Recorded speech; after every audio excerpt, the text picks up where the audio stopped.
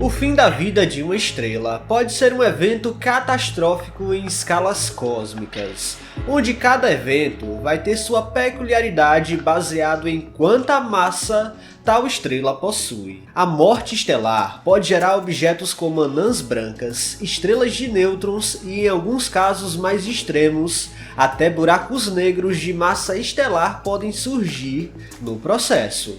Sabendo das proporções massivas do Sol, certamente seu fim será marcado pelo surgimento de uma anã branca, já que não tem massa suficiente para que outro objeto mais massivo apareça. No processo, uma belíssima nebulosa vai acabar surgindo ao redor do sistema solar. Mas como será essa gigantesca nuvem de gás? No vídeo de hoje, vamos tentar entender o que vai surgir após a morte do Sol. Absolutamente tudo no universo passa por um ciclo. Isso vale de nebulosas, planetas e até estrelas, principalmente elas. Só estamos vivos aqui hoje porque estrelas antigas fizeram um papel de fundir átomos dos mais variados elementos que compõem hoje a Terra e a nós mesmos. Caso contrário, o universo seria um lugar feito somente de átomos de hidrogênio e hélio. Ao longo de bilhões de anos da história cosmológica, as grandes nuvens de hidrogênio começaram a se aglutinar em estrelas. E nessas bolas escaldantes de plasma, os átomos simples de hidrogênio começaram a se fundir para formar coisas ainda mais complexas, como oxigênio, carbono, silício, ouro e tudo mais. Ao longo da vida de uma estrela, esses elementos ficam aprisionados no interior dela, e com o passar dos bilhões de anos, geralmente eles são lançados para o espaço em grandes explosões de supernova. Geralmente, isso dá origem a uma gigantesca nebulosa planetária. O gás pode posteriormente se misturar com outras nuvens avulsas no espaço, dando origem a outros sistemas estelares como o nosso. Isso só acontece graças à dinâmica incrível que temos no interior das estrelas, já que a pressão gravitacional exercida por sua massa é tão gigantesca que permite a fusão de átomos ao longo do tempo. E como consequência desse processo, a estrela pode gerar luz e calor. De qualquer forma, esse não é um processo infinito, pois à medida que o tempo passa, vai acumulando muitos elementos pesados no interior da estrela, onde sua gravidade não vai ter mais pressão suficiente para fundir átomos mais pesados. E quando isso acontece, a gravidade começa a implodir a estrela, pois não existe mais a pressão contrária suficiente da fusão nuclear acontecendo de dentro para fora. Porém, isso traz um efeito posterior muito interessante. O resto de hidrogênio que não foi fundido nas camadas superiores da estrela encontra pressão e temperatura suficiente para fundir por mais um período de tempo, e a estrela pode inflar brevemente. Esse processo final conhecemos como estágio de gigante vermelha, quando a atmosfera da estrela pode crescer centenas de vezes o diâmetro original. No caso do Sol, já sabemos que ele chegará a inchar ao ponto de engolir Mercúrio, Vênus, Terra e possivelmente Marte, sobrando somente os planetas gasosos aqui do Sistema Solar. Bom, a verdade é que nem toda estrela termina sua vida numa gigantesca explosão de supernova. Para isso, ela precisa ter pelo menos 3 vezes a massa que o Sol possui hoje. Uma estrela como a nossa pode deixar para trás um núcleo de matéria que restou dos processos de fusão nuclear ao longo de bilhões de anos, pois até metade da estrela pode ser ejetada para o espaço durante a fase de gigante vermelha. O mais interessante é que à medida que o resto de hidrogênio acaba, a estrela passa a contrair novamente, e ela ejeta uma gigantesca quantidade de massa e poeira para o espaço. Já observamos esse tipo de nuvem de gás em várias estrelas em estágio avançado de vida, como é o caso de Betelgeuse e Antares. É essa ejeção de matéria final que pode criar uma lindíssima nebulosa. Mas será que o Sol vai ser capaz de criar algo assim? Existe alguma forma de saber exatamente como vai ser a nossa nebulosa?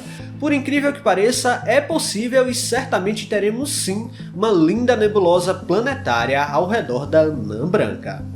Geralmente, ao redor de estrelas que já morreram, encontramos as chamadas nebulosas planetárias, ou seja, grandes nuvens de gás que só foram confundidas com planetas quando foram descobertas lá atrás.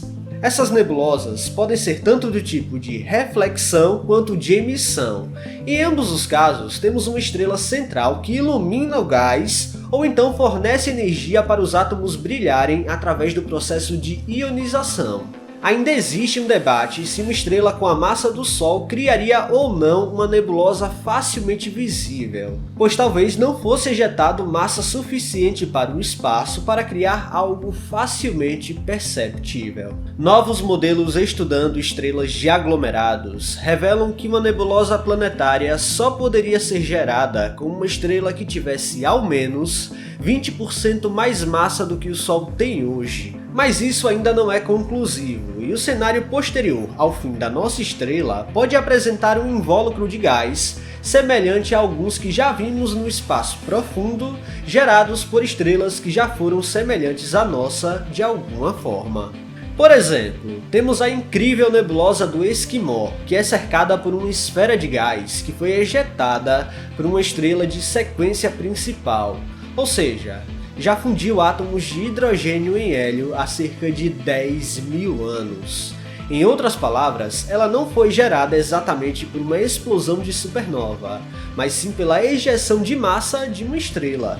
Outro exemplo muito interessante é a nebulosa Abell 39, localizada a cerca de 3.000 anos-luz da Terra e possui uma estrela de 0,6 vezes a massa do Sol nas suas proximidades, onde a massa do gás ao redor da estrela é estimada na mesma proporção, indicando que a ejeção de material jogou para o espaço mais da metade da massa que corresponde à estrela original. Ainda temos um exemplo bem famoso que é a nebulosa do Anel, gerada a partir de uma estrela um pouco mais massiva que o Sol, e que ejetou para o espaço sua massa na fase de gigante vermelha. Hoje já sabemos que existe uma anã branca bem no centro que ioniza o gás através da radiação que resta do núcleo incandescente. Sua distância é estimada para pouco mais de 2.300 anos-luz da Terra, e é um cenário provável sobre como o Sol pode gerar uma nebulosa após a sua morte. Particularmente, eu acho essa uma das mais lindas possibilidades que temos. Obviamente, esses aqui são só alguns exemplos prováveis que podem aparecer após o evento final da nossa estrela. Mas certamente a nebulosa que aparecerá após a morte do Sol brilhará por tempo suficiente para gerar uma pequena ou quem sabe grande nebulosa planetária.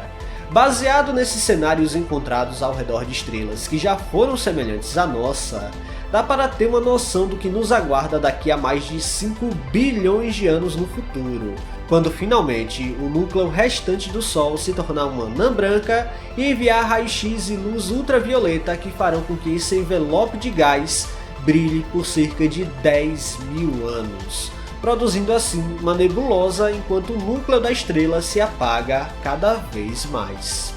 Enquanto os astrônomos debatem se o Sol pode ou não gerar uma nebulosa, o universo mostra que sim, talvez seja possível que isso aconteça. Será que existirá algum humano em algum lugar da Via Láctea para apontar um telescópio até aqui? De qualquer forma, o que existir ao redor do Sol vai ser somente o resto de um sistema que um dia já foi o único, pelo menos até agora, a ter um planeta com vida e que já foi tão acolhedor. Pessoal, se vocês gostaram deste vídeo, não se esqueçam de deixar o like aqui, que é muito importante, e se você não está inscrito aqui no canal ainda, convido você a apertar o botão inscrever-se aí embaixo. Até a próxima!